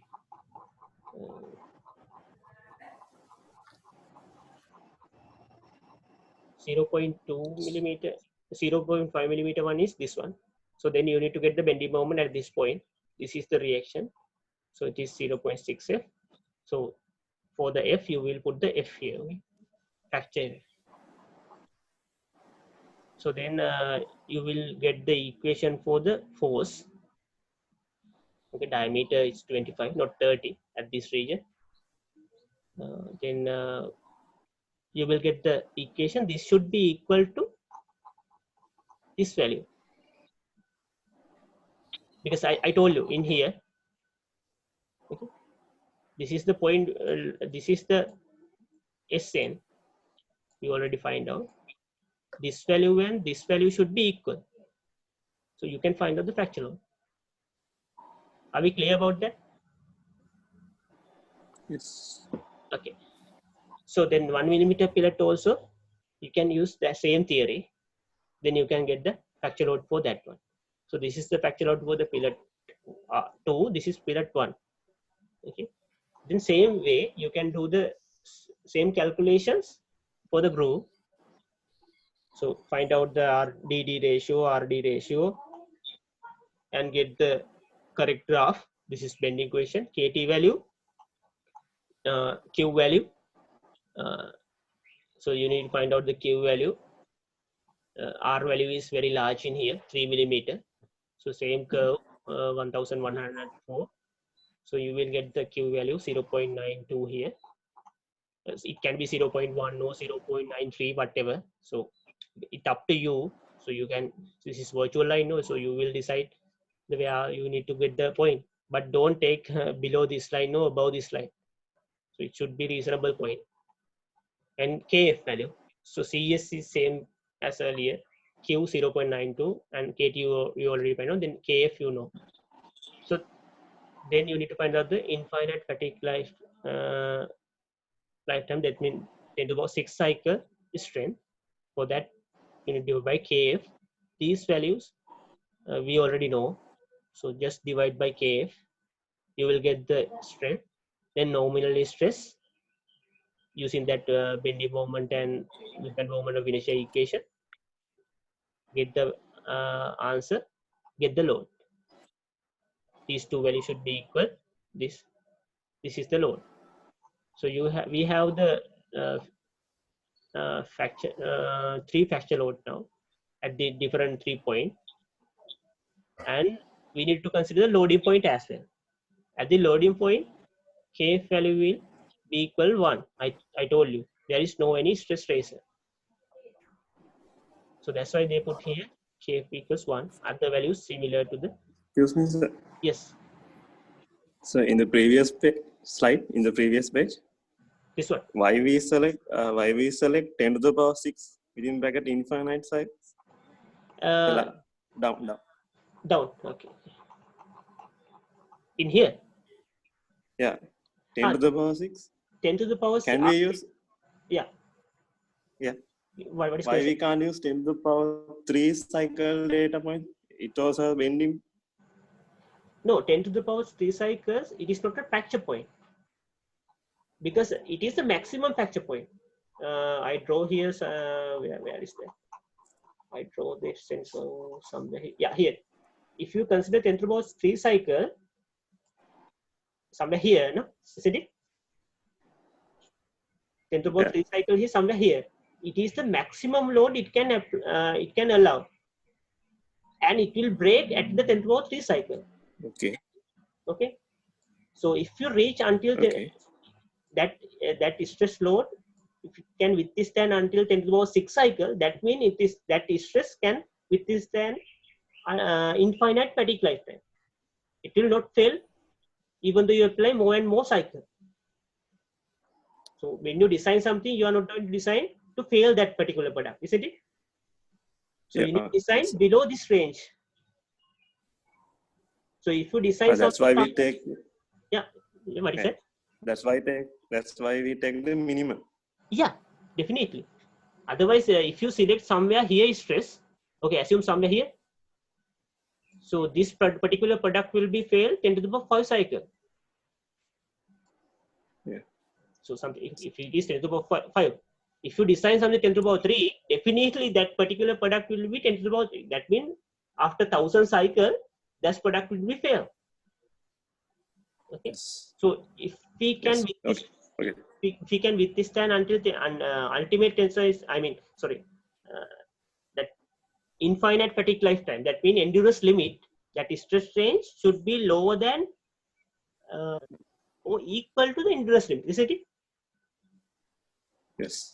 That our strength, if it is equal or lower than endurance limit, that particular product can withstand with that stress range until infinite fatigue lifetime. Even though you apply 10 to the power 100 cycle, it will not going to fail. Yes. So that is the theory. Okay. So this is the maximum point we can reach without fail. Isn't it? Yes. Yeah, that's the theory. That's why we will consider 10 to the power 6 cycle, because for the steel, infinite fatigue lifetime will give the give at the 10 to the power 6 cycle. That's why. If it is aluminium, infinite fatigue lifetime give the different number of cycle. According to that equation, you need to select that. Normally, we will deal with the steel. That's why we will consider 10 to the power 6 cycle. At the exam, if they provide aluminium as a material, and if they give the endurance limit is 10 to the power 8 cycle, you need to consider here 10 to the power 8 cycle, not 10 to the power 6 cycle. Okay. So you need to adapt with the questions. Question. Then loading point. So you will use same equations. I think I don't know to explain that one same way. So you can get the fracture load for the particular same loading point. Then you need to consider. You have 4 values. Loading point, it is 14.92. At the groove, it is 11.56. And yes, the pillar 1, 15.74. Yeah. This is 16.69. That means lowest value at the groove, isn't it? Yeah. Lowest. Yeah. Any question? No, sir. Okay. So lowest fracture load is 11.56 kilonewton. So before the other 3 value, this value will be reached, isn't it? So we need to design something factor of safety. You will consider this value. Okay. So applied load is 5 kilonewton. factor of what is the definition of factor of safety?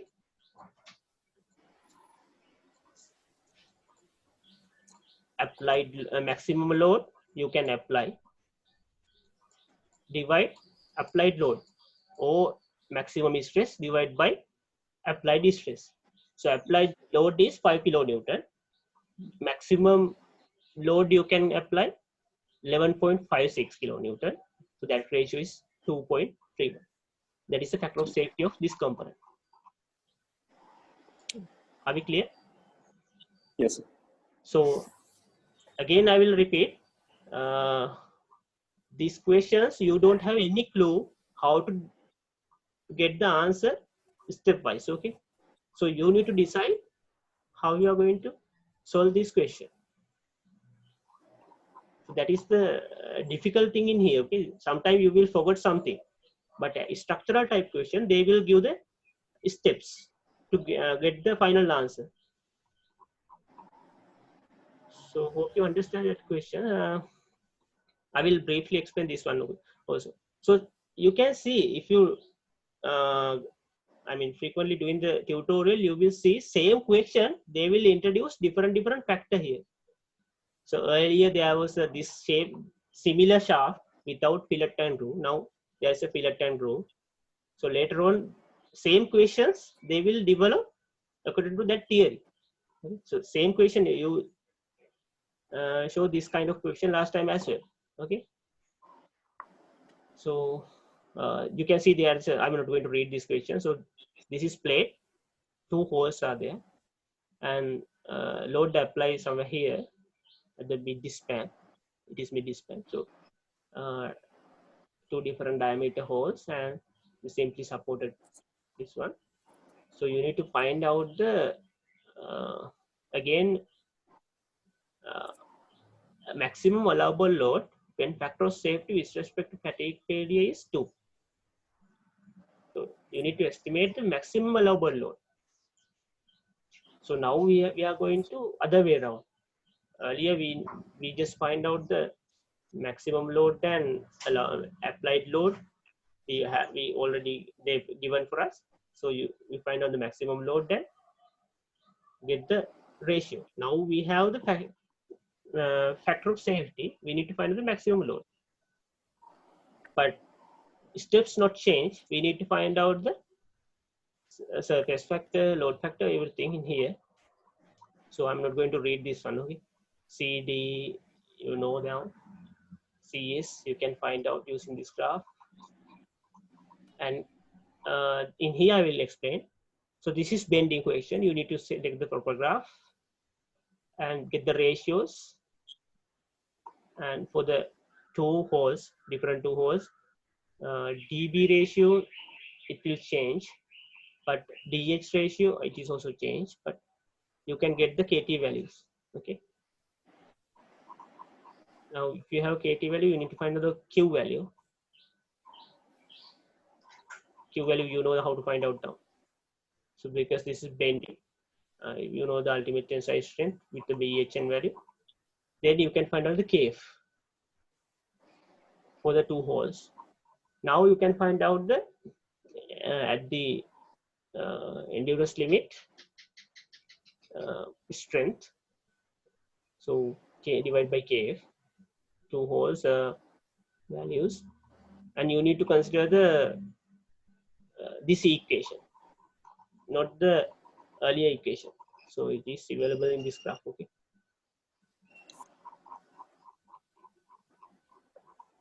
So use that equation, find out the fracture load, final fracture load. So you will get the different 2 fracture load for different holes. Then you need to consider loading point. It is KF equals 1. Then this is fracture load. And then factor of safety is given to, you have the fracture load. So allowable maximum load, you need to divide that load with considering these 3 values, this one and this one and this one. This is the lowest value. So it is divided by 2, factor of safety is 2. So allowable load is 341.5 Newton. Is it clear? Any questions? Yes, sir. So you can read these questions in here. It is different. Now you need to consider the KT as this function. Okay? You can do that home this question. So get the CD ratio. Sorry, this ratio. You can see C0, C1, C2. In here, C0, C1, C2, C3. Those are constant. Those constant you can find out is D minus simple D divided by 2R ratio. If it is 0.2 in between these two, you need to get the C0 from this equation. If it is above 2 and below 220, you need to get C0 from this equation. Likewise, you need to find out C0, C1, C2, C3 using this table. Okay, so they can give different kind of way to find out the KT value. So in here, you don't want to find out the KT value from graph. Okay. So I'm not going to read this question. So you have answer, just read it and understand. Okay? So you can see you don't have any graph here to find out the KT. Isn't it? There is no any graph. Q value you can find out that graph. Yes. Then KT values and SN reactions, and then substitute the equation. In here, they will introduce KF to the stress. You can see. Because we are not going to introduce the KF to stress as a reduction factor. It is increasing factor. Okay. Due to stress rising, that fatigue strength reduce. Okay. So normally, if you introduce to SN this equation, it will be KF divided by KF. If you introduce KF here, you don't want to introduce that KF again somewhere stress, but you can see they will not introduce to here KF, any KF. They introduce KF to stress. So read and understand. So why is that? Why is it like that? They introduce KF to the stress. Because with the stress razor, stress will be increased. Due to stress increasing, that fatigue strength will be reduced. That's why. So if you introduce stress concentrating factor to the strength, you need to introduce as a reduction factor. Or else, if you introduce the stress, you need to introduce as a stress raising factor. I can say like this.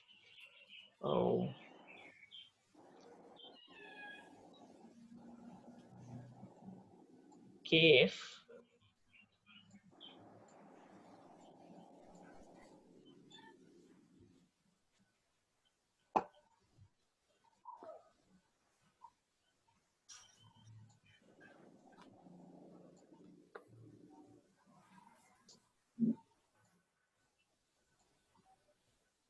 like this.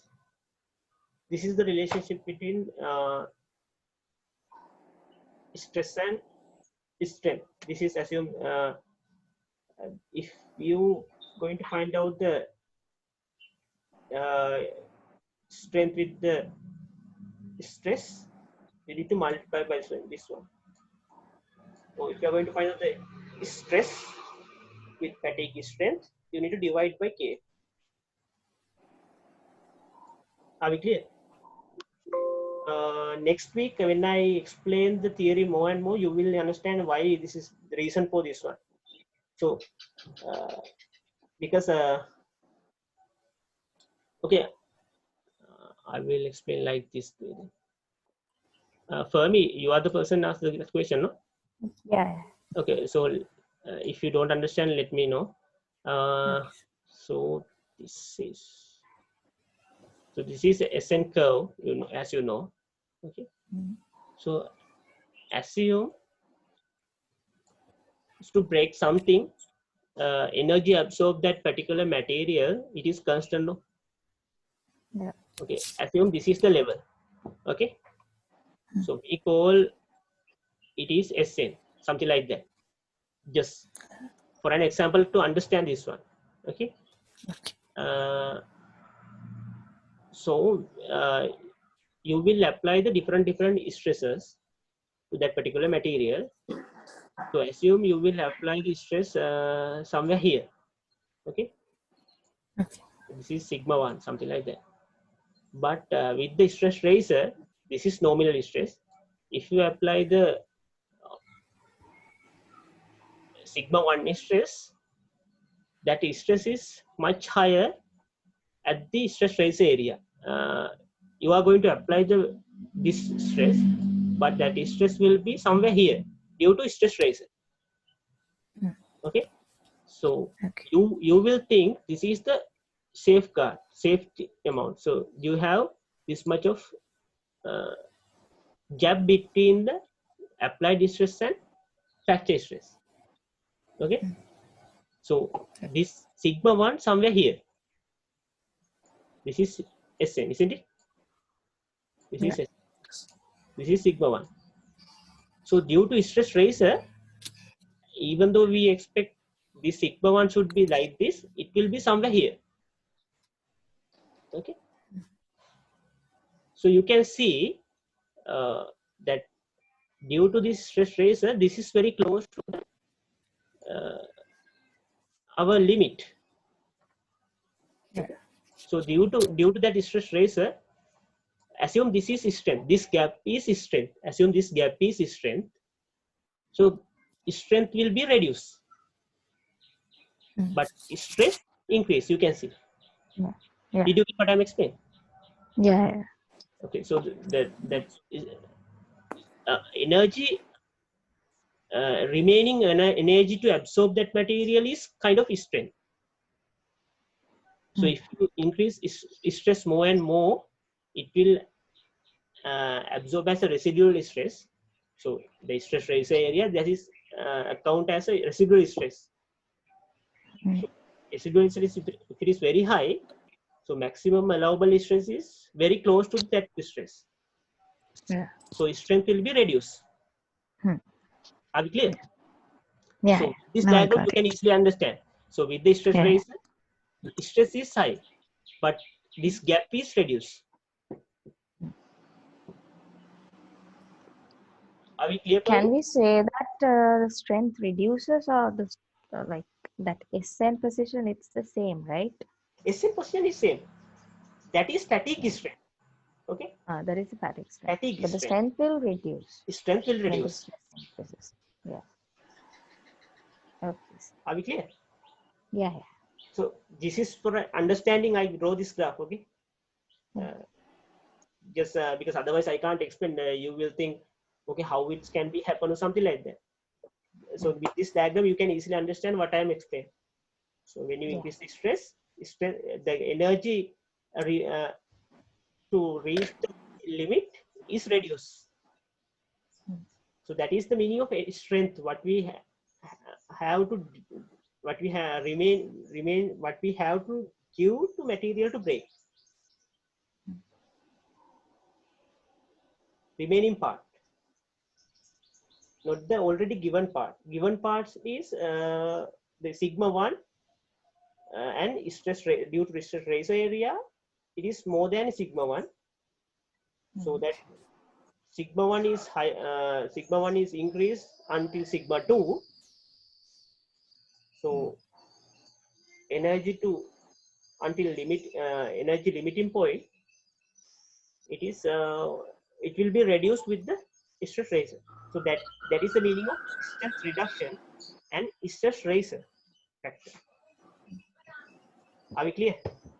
Yeah. Okay, so try out these questions. In the lecture number 5, we will introduce the, still we are dealing with the sinusoidal wave. Okay, like simple sinusoidal wave, this kind of wave. Okay. Only one stress range we are introducing Sn curve. So next lecture we will introduce the multiple strain range. Okay. And additionally, we will apply the constant load. That means in here, this is called pulley reverse technique. You can see if it is plus value plus 50, this is minus 50. That means the particular point will be under same constant tensile and same constant compression. As a magnitude, it is same. But if you apply the mean stress, that means the constant stress, this curve will be shifted to something this value. So this is called mean stress. Mean stress, sigma m. This is alternative stress. So this is shifted, this x-axis shifted to upward. If it is tensile load, if it is a compression load, it is downward. So why I'm telling this one, you will not understand this theory if you don't understand until this point, because this is going to further more complex. So just try out the questions and read the lecture note and watch the videos and something else, and try to understand the concept. Otherwise you are in trouble, because next two there is a 3 more lectures, 5, 6, 7. Until seventh lecture we have to this theory continuity. So you are in trouble otherwise. I told you this lecture series until lecture number 1 to 7. Okay, we already covered 4 lectures. We have to do any more 3 lectures. So without doing questions, you will not get what I'm explaining. Okay, just listening not enough. I don't know everyone is here or not, but I hope you're clear about that. So do you have any questions? So, No, sir. Yeah. so in the previous slide, the explain part, Tutorial. Tutorial, the explain part, the Fermi asked one. Yeah, this one. The sigma 2 versus sigma 2, it's mean the fatigue stress. Not fatigue stress. Fatigue stress. So if you have stress ratio like this sigma 1 is the applied stress. Okay. Sigma 2 is the around this stress ratio area stress. Yeah.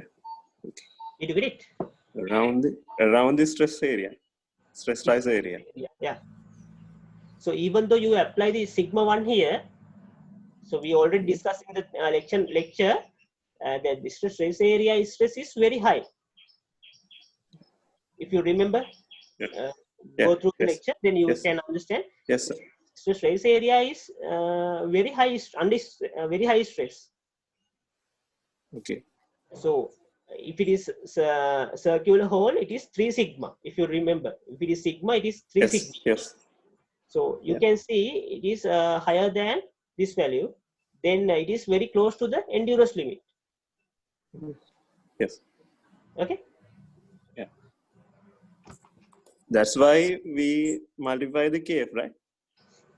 Any question? Any other questions? Hello. Hello. So, Yeah. Yeah. So yeah. that's why we multiply the KF, right? Yeah. So if you multiply by KF, this one, this is give the sigma 2. Yeah. Sigma 2. Yeah. Okay. Okay. Okay, sir. Okay. But when you're going to introduce KF to the strength, SN, endurance limit, it is a reduction factor. Yes. Okay. So you can understand. Because we are. Yeah. Because we are reducing. No? Yeah. Strength reduce. Because assume strength is this gap, just like that. You can easily understand it. Yes. So when you increase the stress, the gap between the endurance limit and stress range is reduced. Okay. Any other questions? So is the fatigue strength and the endurance limit the same? Does it have the same idea? Can you repeat? Endurance limit and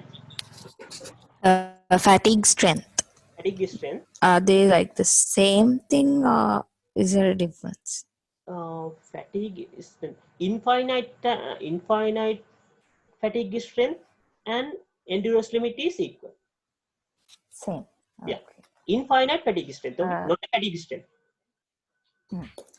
Which is at 10 to the power 6 cycles, is it? Yeah. For the steel, it is 10 to the power 6 cycle. And then if we just say it's fatigue strength, what does it represent? It can be any point of the SN curve. Okay. Okay. Any point as in the y-axis or in the x-axis? Y-axis. SS is any Y-axis. number of cycle. Yeah. It is fatigue life. Yeah. This Fatigue is strength and fatigue lifetime. So okay, 10 to the power 5 cycle is fatigue lifetime. At that fatigue lifetime, XY value is fatigue strength for that fatigue lifetime. Are we clear? Yeah. Yes. So this coordinate like this. This is fatigue lifetime. This is the fatigue strength for that fatigue lifetime. Any other questions? Okay.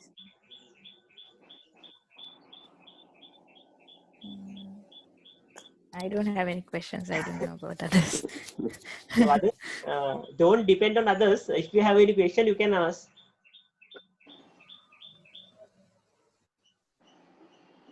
No, sir.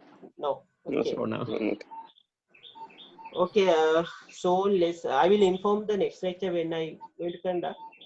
So tell other batchmates to join to that lecture as well, because I explained the tutorial as well. That's why. At least if you don't want to listen to the lecture, just tell them to go into the tutorial. If they don't want to listen to lecture, I don't know. I will conduct both together, because otherwise you need to wait until another time. You need to come to the meeting to another time as well. That's why. So after finish the lecture, I will conduct the tutorial as well. So can I stop now? Okay, sir. If you don't have any questions. Yes. Okay. Okay. Thank you. Okay, thank you, sir. Okay, sir. Thank you. Thank you, sir.